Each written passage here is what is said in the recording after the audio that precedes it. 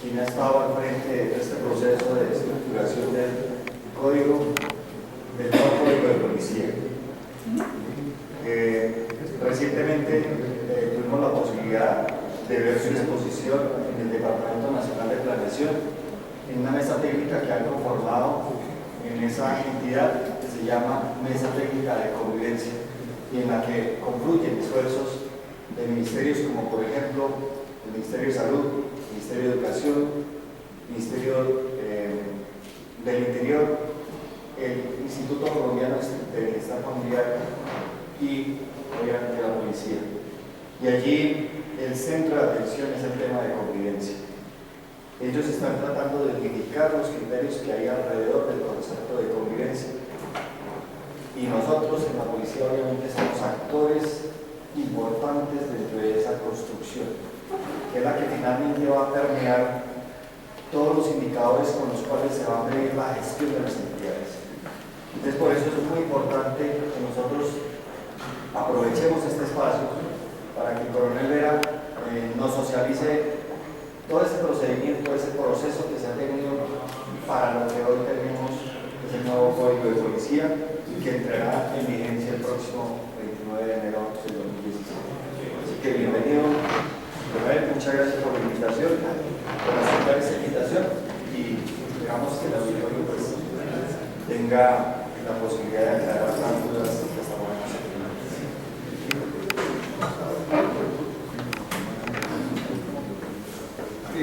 Buenos días a todos. Pues, primero presentarme, yo soy el teniente coronel Raúl Vera Moreno, trabajo en la Policía Metropolitana de Bogotá y soy líder del equipo de redacción del proyecto de ley de código de convivencia desde hace 8 años.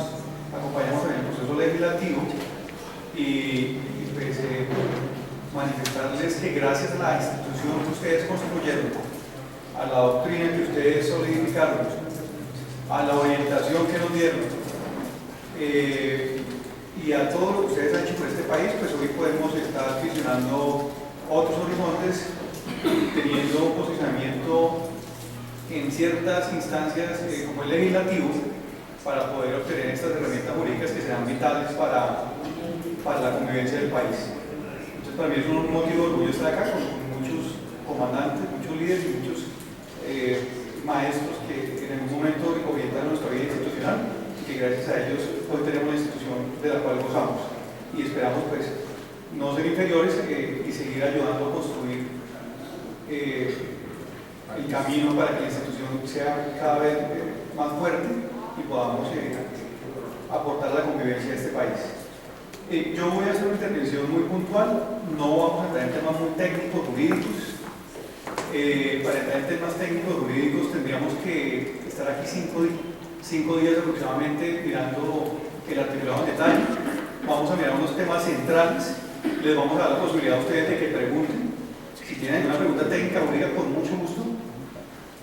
Y si quieren tocar algún caso puntual, perfecto, lo abordamos y le decimos cuál va a ser el enfoque de la norma, el procedimiento, la actuación y cómo se va a hacer. Para que pues, procuremos de alguna manera darle dinámica al evento. Lo primero, para arrancar señalándoles a ustedes, es que fueron 8 años de construcción. 8 años de construcción de la norma, en donde participaron múltiples profesionales y un grupo interdisciplinario. Nosotros partimos desde un enfoque de la sociología para construir el código. Este es un mensaje bien importante para llevarlo a todo el territorio nacional, porque todos los que estamos acá aún seguimos vinculados a asuntos de convivencia en diferentes órdenes, y es la sociología nos señaló, hay 3 tipos de grupos sociales. El, digamos, nivel 1, que obedece al principio de legitimidad, sencillamente un Estado dice no haga esto y muchos no lo hacemos. Un grupo 2 que obedece pero ese grupo 1 es reducido en nuestro entorno social.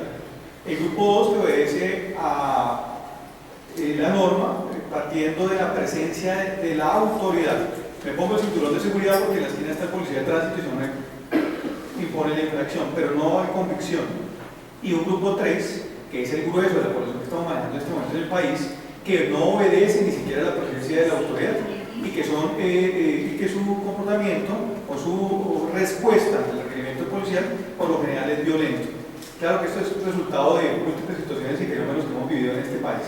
Entonces, desde esa lógica de la sociología, partiendo de esos conceptos científicos, se construye un código de policía que establece unos comportamientos, unos mínimos que debe observar cualquier ciudadano. Se le prohíbe de desarrollar o realizar ciertos comportamientos que de realizarlos afectaría la convivencia y la calidad de vida de los demás.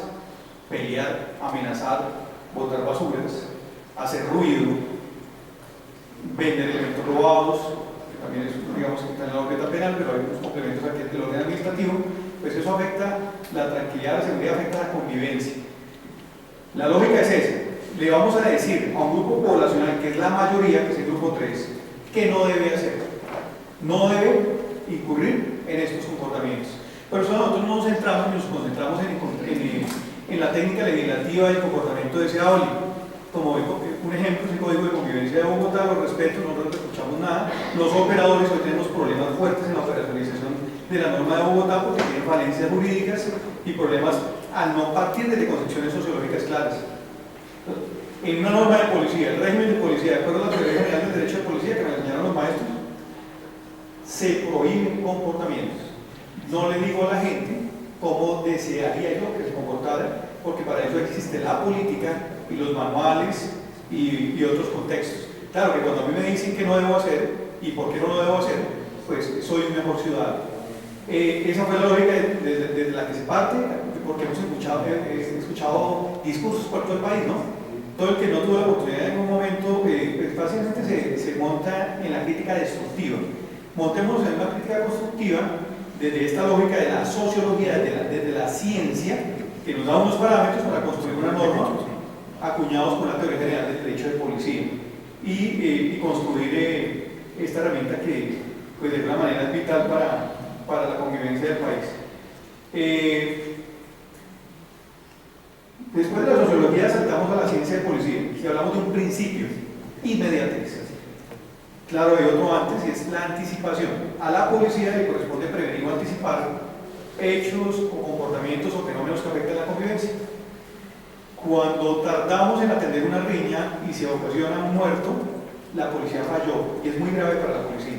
La policía debe haber previsto servicios o actividades que previeran ese tipo de comportamientos para haber salvado vidas, en nuestra lógica.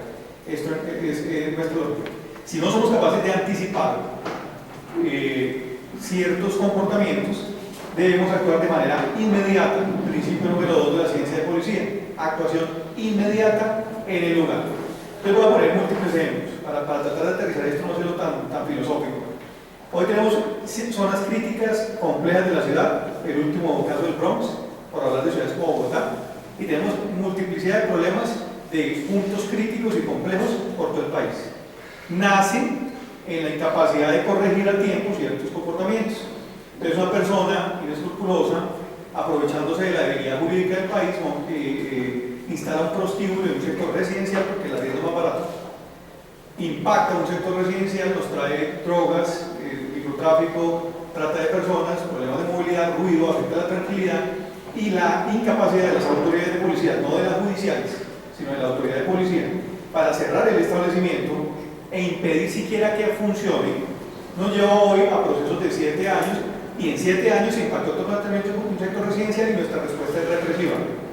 Vamos con la fiscalía, vamos con el juez, vamos a capturar una estructura de microtráfico y al otro día tenemos otra estructura similar porque el negocio es rentable. Nuestra lógica es anticipar. Si yo logro que se respete el uso del suelo en ese sector residencial, la convivencia se mantiene y no se va a impactar con problemas graves de criminalidad.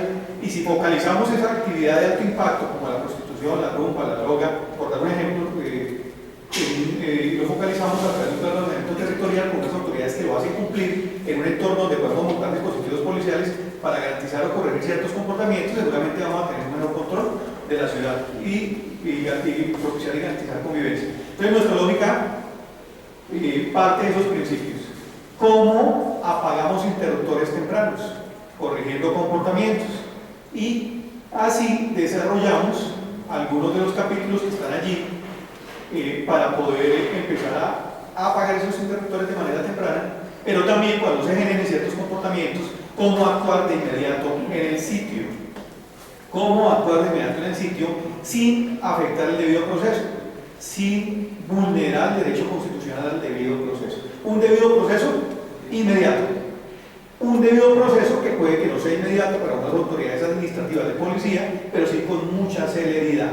Y en otro contexto, saliéndonos del enfoque del derecho sancionatorio hacia un derecho preventivo, correctivo, en donde podremos imponer 1, 2, 3, 4 o 5 medidas correctivas por el mismo comportamiento, óigase bien, lo que no sería entendible ni admisible en el derecho sancionatorio, por ejemplo, el penal, aunque allí hay algunas penas accesorias, por dar algún ejemplo. Pero nuestra lógica es, ustedes van a encontrar unos cuadros después de los comportamientos, cuando empiezan a revisar el código del libro segundo, le dicen a uno no pelear, o quien incurra en los siguientes comportamientos será objeto de las medidas correctivas: pelear, amenazar, lanzar objetos peligrosos. Y abajo van a encontrar unos cuadros, y en los cuadros se encuentran varias medidas: multas, cursos pedagógicos, y para algunos abogados sancionatorios de la otra órbita de la teoría propia del derecho sancionatorio, especialmente el derecho administrativo y penalista, dicen no, puede ser. Sí puede ser, porque nuestra lógica es prevención, corrección. Se construye con una teoría general del derecho de policía que muchos de los que están acá ayudaron a construir, y con una realidad jurídica en donde a mí me interesa anticipar o actuar de manera inmediata, no 7 años después. Porque esa lógica del derecho sancionatorio nos ha afectado enormemente para poder anticipar y tener una lógica de prevención. Esa lógica del derecho sancionatorio, ese garantismo excesivo, que es importante mantener, es muy importante en otro contexto penal, en otro contexto administrativo, pero la lógica de la construcción de la norma es diferente. Para iniciar haciendo algunas reflexiones.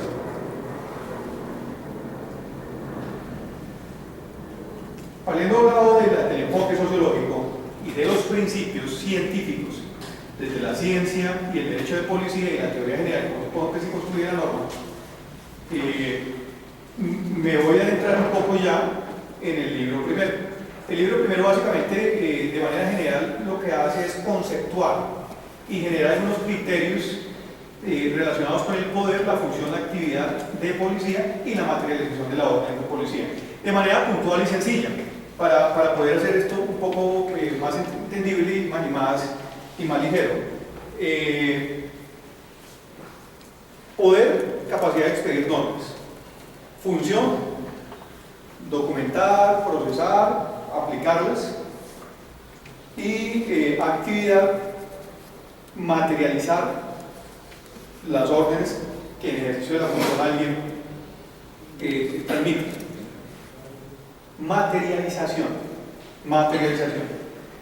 En Colombia, de acuerdo a la realidad legislativa que se pide en esta norma, retomada de la realidad jurisprudencial colombiana, el Congreso de la República va a seguir manteniendo el poder principal para expedir normas de policía sin ningún límite.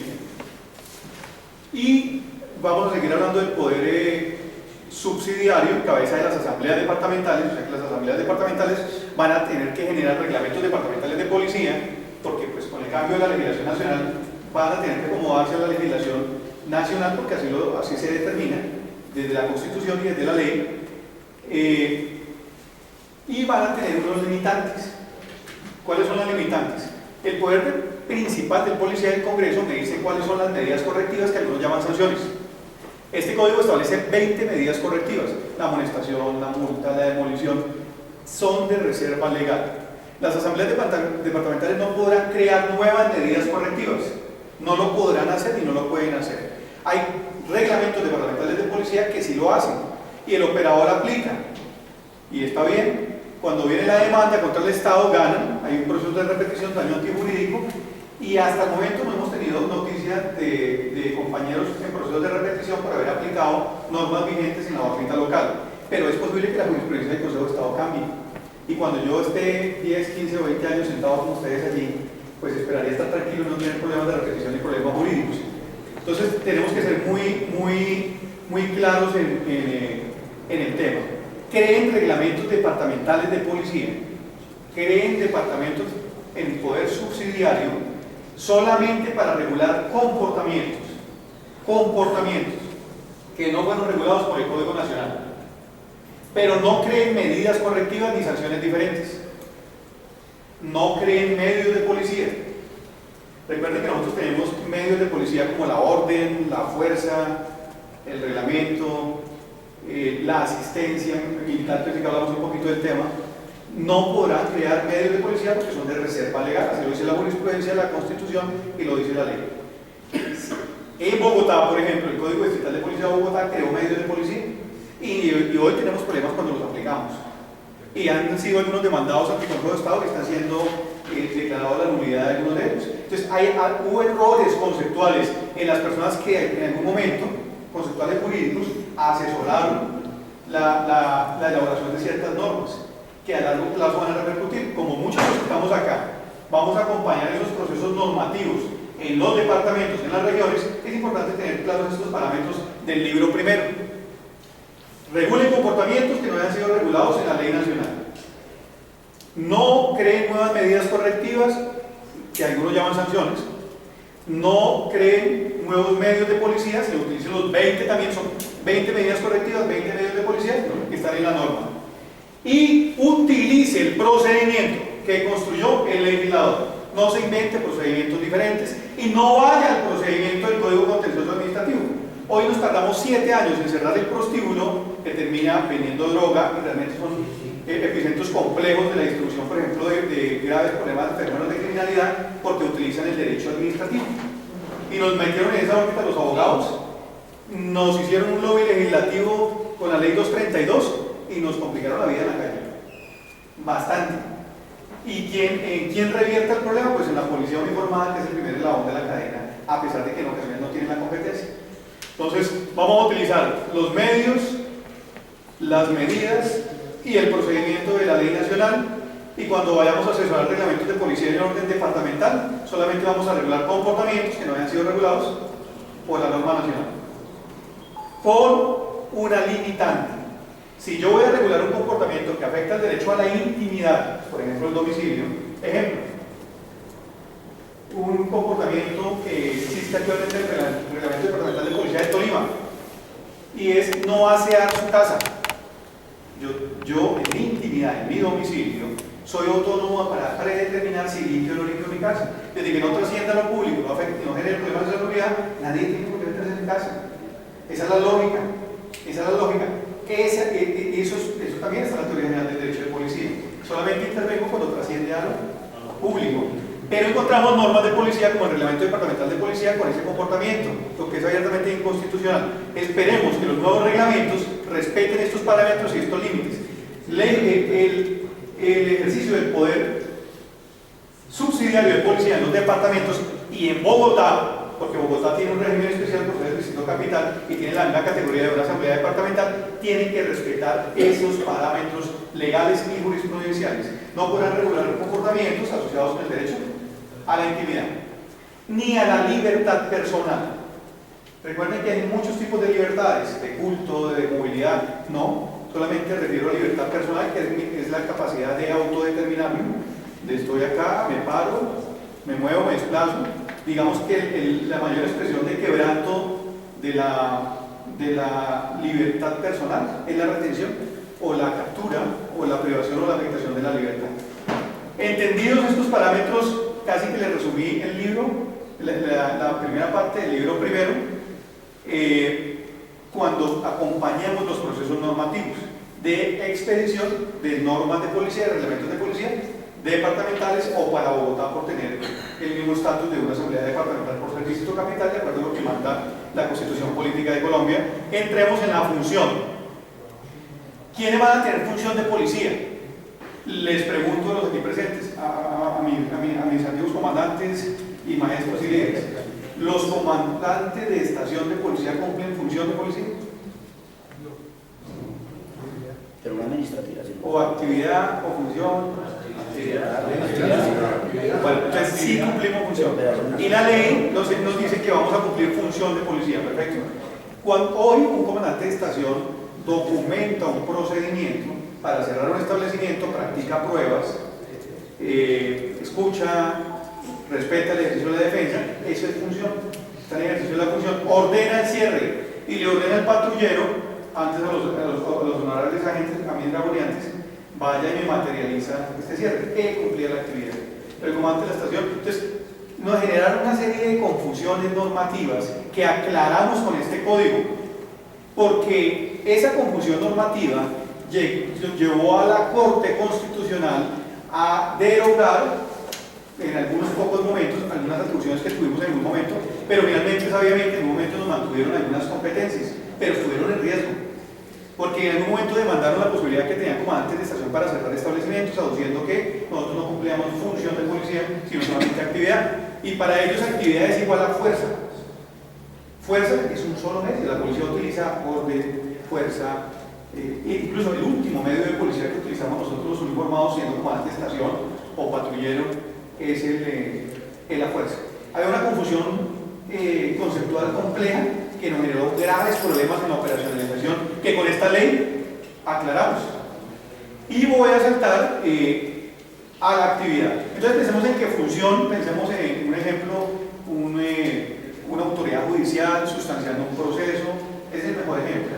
Sustanciando un proceso, recogiendo las pruebas, construyéndolo, la audiencia, eso es función. Y así queda predeterminado en la nueva ley. Y cuando ya él falla y le ordena a alguien que materialice, esa persona que materialice cumpliría actividad de policía. ¿Perfecto? Pero le metimos allí un artículo para aclarar la confusión, y ya estoy saltando actividad de policía, y es lo que se denominó ahí la concreción de la orden de policía, o la materialización de la orden de policía. Y le decimos, señor, si usted cumple función de policía, porque es el alcalde, y usted cumple, señor comandante, también actividad, o señor patrullero, usted cumple actividad para cumplir la orden del señor alcalde, los dos están en la obligación de ir y materializar lo ordenado. ¿Perfecto? Porque teníamos los siguientes problemas. Ejemplos de la vida real: localidad Chapinero, hace unos 6 años, una pelea entre comandante de la estación que llevó a los medios de comunicación con Angélica Lozano, representante de la Cámara. Un comandante de estación peleando con una alcaldesa, porque la alcaldesa ordenaba cierres definitivos de establecimientos, el comandante lo recogía, se iba al sitio y encontraba otra razón social y otro enredo complejo, no cerraba, entonces él le devolvía con un escrito, le decía que lo acompañara, y ella decía que no, porque la actividad de policía era del comandante y no de ella, que ya no tenía que ir por allá. Entonces esa pelea terminó fortaleciendo unas mafias de venta y consumo de licor adulterado, drogas, una botella de aguardiente adulterada en un amanecedero. Estos vale 6.000 pesos, cuesta la mesa, la venden en 70.000, eso da más que la droga. Una dosis de cocaína cuesta allí 5.000 pesos, vendida en 20.000 pesos. Es un negocio, es una verdadera, hay una mafia de criminalidad organizada fuerte, estructuras de distribución de microtráfico, montan amanecederos o montan establecimientos y los blindan de control policial y tienen campos santos de consumo y distribución. El negocio es supremamente rentable, es un fenómeno complejo. Entonces, una pelea entre un alcalde y un comandante de estación, porque es que usted cumple función y yo cumplo actividad. Entonces ahora le decimos, no señor, cuando ordenen, porque para lo que el juez falla, sentencia, a través de qué acto materializa el juez la condena. La sentencia. Perfecto. Lo que para el juez es la sentencia, para la autoridad de policía es la orden. Perfecto. Así como un juez ordena sentencia, pena de prisión, la autoridad de policía va a ordenar la suspensión de su establecimiento. ¿Resuelve? Sí, no vamos a utilizar términos administrativos. La resolución es del derecho administrativo, nos va a complicar. Imagínense usted un policía haciendo una resolución con resuelve y motivación en una pelea en la calle, complicado el asunto. Pero sí tiene que respetar un debido proceso y va a ordenar algo después de haber respetado un debido proceso. Esa orden de la autoridad de policía la tiene que materializar quien cumple función y quien cumple actividad. La responsabilidad es de los dos, y sanamos ese problema complejo y harto que se presentó durante muchos años y que nos generó confrontaciones complejas y situaciones difíciles. Ya hablé de poder, función y actividad. Ya abordamos todo el libro primero del código de manera muy puntual y muy tangible. Podríamos abrir espacio de preguntas. El problema es que no podríamos hacer disertaciones. Si alguien quiere hacer una pregunta, tiene que ser muy puntual. ¿No? Discúlpeme que sea como tan atrevido con ustedes. De todo respeto. Bueno, mi general le mandan aquí los señores al final. Bueno, listo. Entramos ya teniendo claro los conceptos de cómo vamos a acompañar la expedición real normal de policía.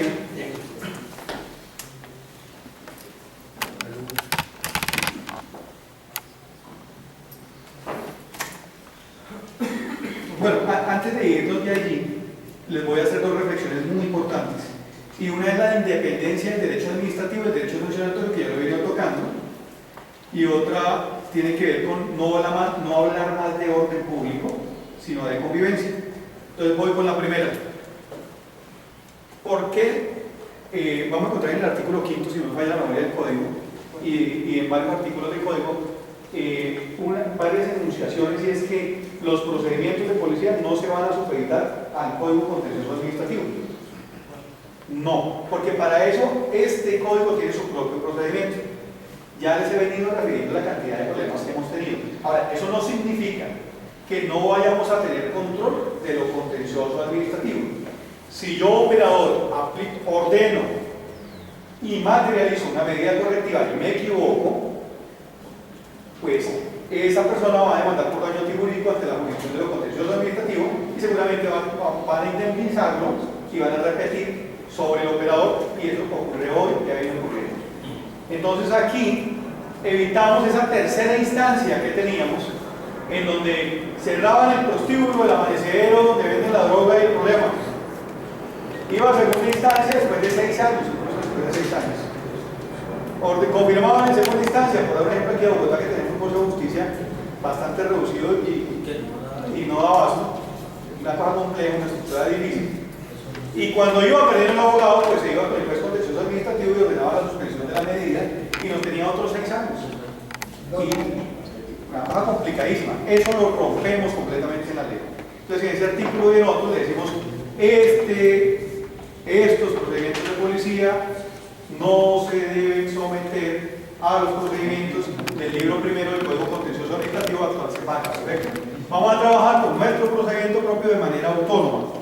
Pero si el operador se equivoca, pues van a ser demandados y van a repetir contra él ante la jurisdicción contencioso administrativa, como ocurre hoy.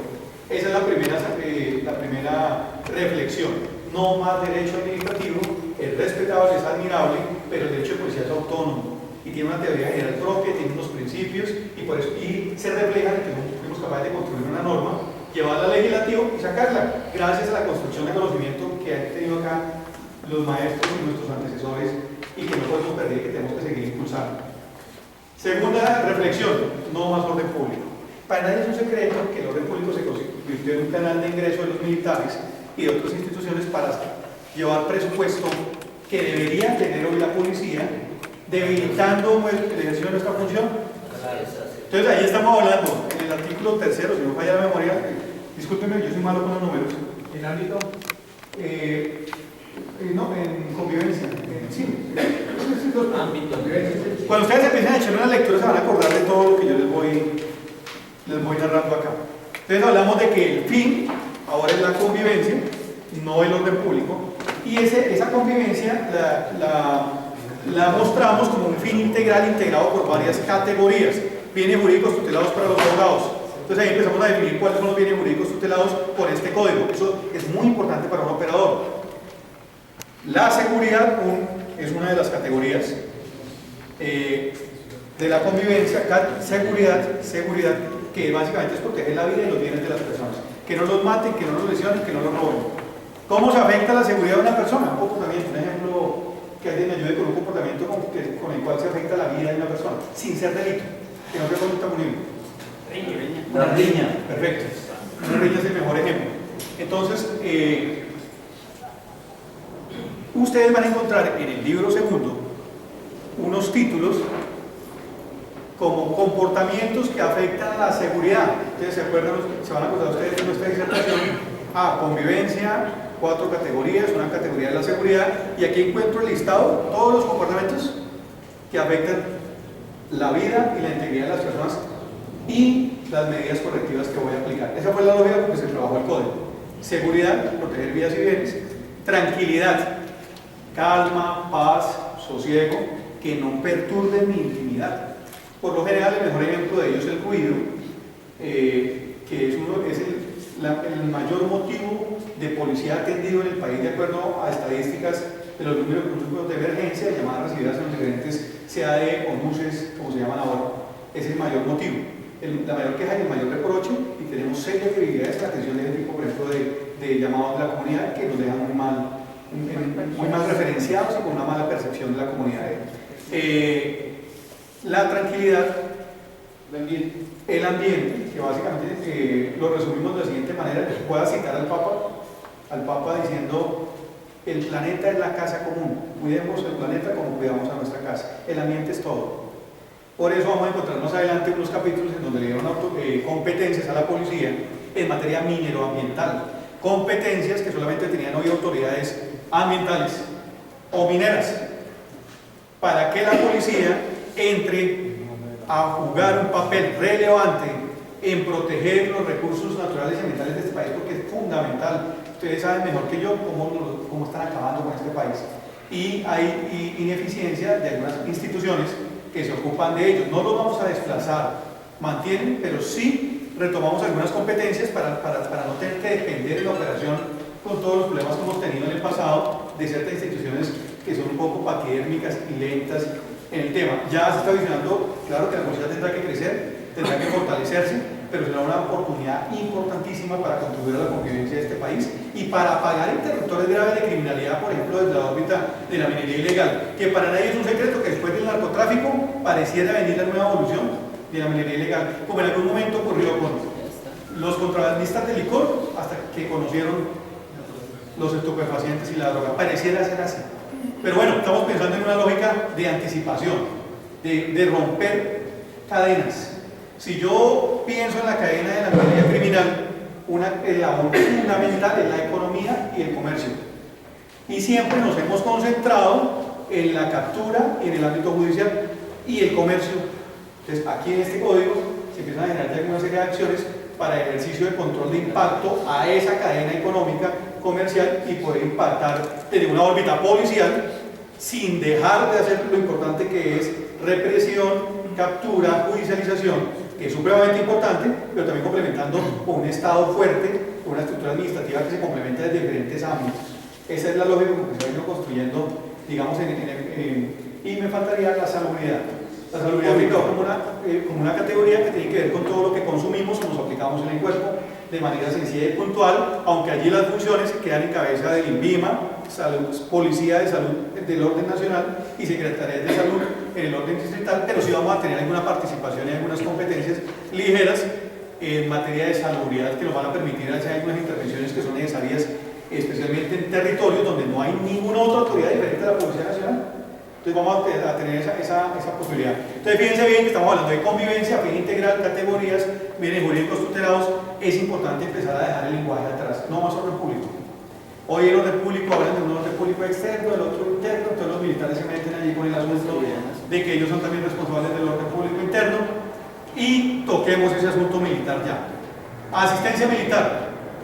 Solamente la va a ordenar el presidente de la República, no pueden ordenarla ni alcaldes ni gobernadores. Yo, director de la policía, comandante del departamento X o de la metropolitana, no puedo solicitar asistencia militar. No lo puedo hacer porque iría en contravía de la ley. Es increíble el desconocimiento, a veces normativo, y como estamos en casa, hablamos en casa. Hay un reproche, un problema complicadísimo por unos muertos en un paro, una marcha cocalera hacia el Caquetá, en donde una persona de alto nivel de la policía solicita a otro de alto nivel del ejército un apoyo, viene el desenlace fatal, un soldado mata a varios protestantes, y ahora adivinen quién responde. Policía. Claro, le mandan a los militares, pero solidariamente responde la policía. Pero también llámese solidariamente al gobernador y a los alcaldes que permitieron eso. Entonces, la ley nos dice solamente el presidente de la República asistencia militar. Si yo soy el comandante del departamento X, me comunico con la dirección de la policía para que a través del Ministerio de Defensa se haga la coordinación con presidencia de la República. Si yo obvio ese protocolo legal y pasa algo, pues 20 años yo Raúl, cuando estoy aquí sentado, escuchando la charla, de pronto va a tener un dolor de cabeza por alguna acción de repetición. Entonces, ese es un tema importante que hay que reflexionar, porque a veces nosotros nos quejamos de la injerencia militar, pero nosotros mismos la abrimos. Nosotros mismos abrimos la puerta. Dios es grande, Dios pone a cada quien en su sitio, en su momento. El sábado me monté en un avión para Medellín, un avión de la policía. Iba sentado en el avión de la policía y se me entraron al lado 6 muchachos de la DIJÍN. Un grupo especial de la DIJÍN que está combatiendo ese cartel del Golfo. Y ellos los metieron en un paseo del Ministerio de Defensa, crearon unas directivas, casi que queriendo meter a los militares a combater criminalidad organizada, y ustedes mejor que ellos saben lo que significa eso, pero más por el interés de poner la bomba, que es importante, que uno entiende en qué momento en que hay que hacerlo. Pero empezamos a reflexionar varios asuntos con ellos, entonces hablábamos de ese tema y les decía, pues hay que tener mucho cuidado, porque si usted lidera la operación, si usted ordena, si usted hace órdenes de servicio, usted firma, y se determina después en un daño colateral que no fue el presidente de la República el que solicitó, pues usted va a responder. Entonces empiece a entender que esta dinámica tiene que cambiar, que tenemos que apoyar a los militares, por supuesto, porque hay momentos en que no tenemos la capacidad, pero no con ese folclore que algunos de nosotros, y lo digo porque todos hemos pecado, y discúlpeme, yo sé que muchos de acá no, pero algunos sí, los que conocemos la institución de adentro, nos hemos equivocado y no podemos seguir manejando esa línea laxa y débil que venimos manejando frente a la injerencia de los militares en asuntos policiales, porque aquí esta ley está marcando un derrotero de un parámetro bien claro y es importante. Y creo que venimos de escuchar un ejemplo de un país en donde en un momento se involucionó y se generó un problema complejo. Afortunadamente creo que acá con la institucional que mis superiores construyeron y que esperamos ir construyendo, creo que vamos a mantener en otra condición. Pero es una reflexión bien importante a tener en cuenta. Hay un comité de convivencia, se habla del comité de convivencia en el libro primero.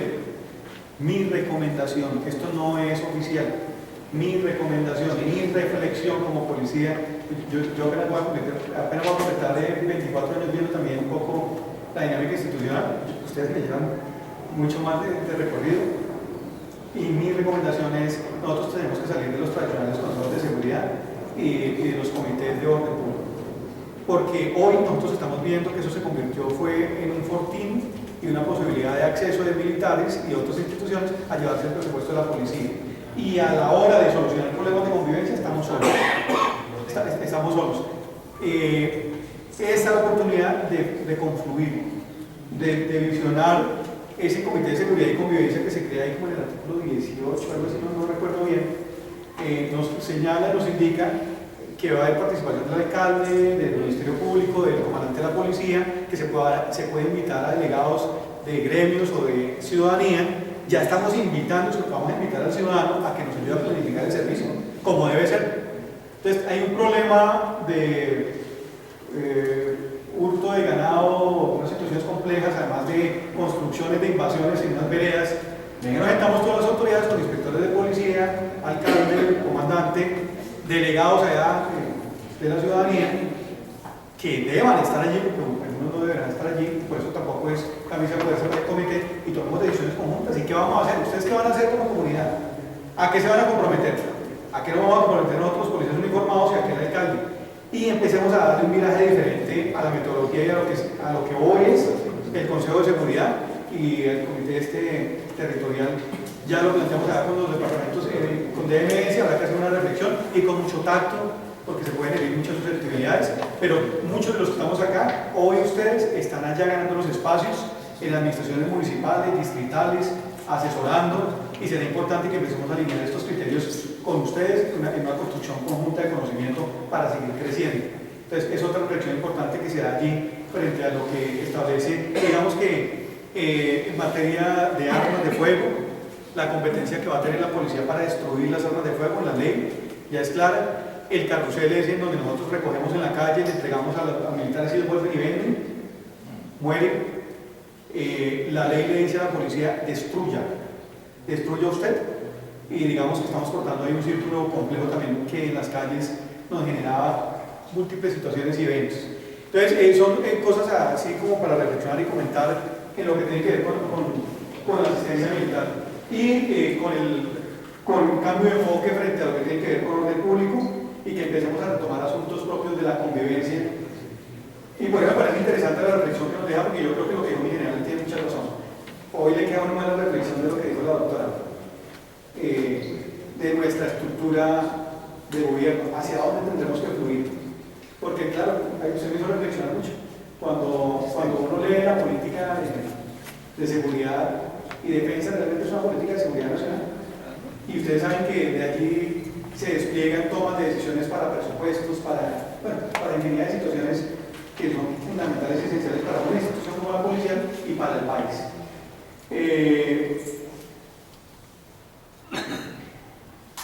En el libro segundo me dicen, en cada una de esas categorías de la convivencia, cuáles son los comportamientos prohibidos. ¿Qué no debe hacer una persona que se encuentre en el territorio nacional? Óigase bien, ¿qué no debe hacer una persona que se encuentre en el territorio nacional? Cualquier persona, nacional o extranjero, que esté en el territorio nacional, se le aplica el código. Incluso los señores con inmunidad diplomática y consular tienen inmunidad diplomática en el ámbito judicial o jurisdiccional, pero no para el campo policial. Eso es bien importante tenerlo en cuenta y reflexionarlo. Claro, hay que tener mucho tacto cuando uno aborda el diplomático, porque yo no puedo entrar en un incidente de orden internacional por una riña, pero pues hay unos canales de comunicación a través del Ministerio de Relaciones Exteriores. Hoy la policía tiene esa dirección que muchos de los que aquí construyeron, que es la DIPRO, con unos buenos enlaces. Simplemente establezco esos canales, pero la norma se va a poder aplicar, se van a poder corregir de alguna manera, porque no estamos en una órbita judicial ni jurisdiccional, de acuerdo a lo que establecen los tratados internacionales, que los sustraen a ellos del control de lo judicial y de lo jurisdiccional. Estamos en una órbita policial. Abro comillas, una justicia policial. ¿Perfecto? Entonces, y por supuesto, para el extranjero que entre al país y cometa un comportamiento de estos, en este momento estamos ajustando un decreto con Migración Colombia, un gran decreto en el orden nacional con 9 ministerios para reglamentar la ley. Es un trabajo también bien importante que lidera la policía que ustedes dejaron, que mueve al Estado, que mueve al gobierno. Está moviendo 9 ministerios, los orienta al tiempo y les estamos dando línea para redactar un decreto. Eso es magnífico para nosotros. Entonces, estamos haciendo un decreto para que cuando ese extranjero vuelva a ingresar al país, pues no puede ingresar porque usted tiene pendiente una multa porque estuvo peleando fumando marihuana en el parque tal día, o otros comportamientos que no eran acordes a lo que debe observar una persona que esté en el territorio nacional. Entonces encontramos todos esos comportamientos prohibidos y antes de que me vayan, niños, niñas y adolescentes, ¿sí?, que son un problema complejo también hoy en ciertas poblaciones, también van a ser depositarios de esa norma. Ellos también tienen que observar y respetar esos comportamientos y no incurrir en la pelea, en la amenaza, en la riña, etc. Hay varios comportamientos que se les... De alguna manera, todos los comportamientos. Claro, la diferencia es que no van a ser objeto de las medidas correctivas que se establecen para los mayores de 18 años. A ellos solamente se podrán llevar a cursos pedagógicos, a cursos educativos, para prevenir, educar, más no multas. Sin embargo, la multa se le podrá imponer a su señor padre, representante legal, curador o tutor. La ley lo prevé así y lo establece también para que terminemos un poco con el círculo ese de que el Estado responde por mi hijo. No, usted también responde por su hijo o por su tutor o por su tutelado. Sí, señor. Esos comportamientos entonces los vamos a encontrar a lo largo del libro segundo, con las medidas correctivas allí para facilidad de consulta. Voy a esquematizar básicamente cómo sería la operacionalización del código, porque no tendríamos tiempo de entrar a... son más de 300 comportamientos.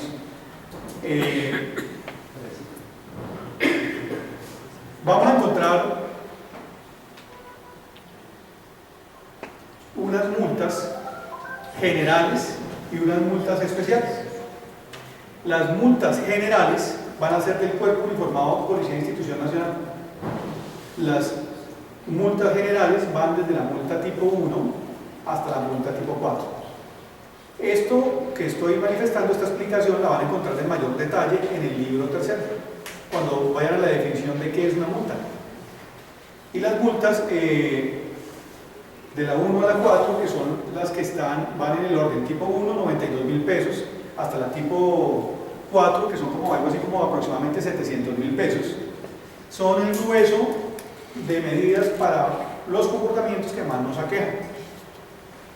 Por ejemplo, los comportamientos que tienen que ver con afectación a la vida e integridad, que se a la categoría de seguridad, como riña y amenaza, que generan tantos problemas de conflictividad, una cifra que veníamos manejando desde el año 2000 al año 2000.